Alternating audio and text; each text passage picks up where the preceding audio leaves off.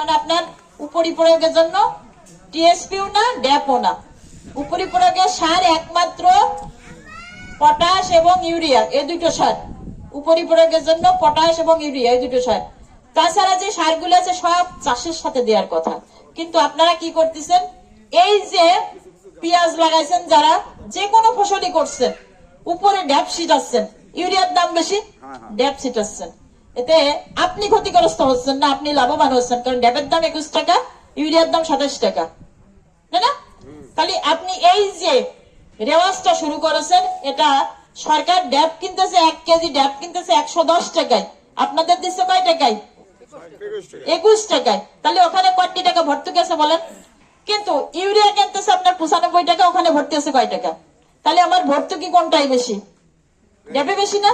আর সেই ভর্তুকি ড্যাপটাই আপনারা বেশি নষ্ট করতেছেন।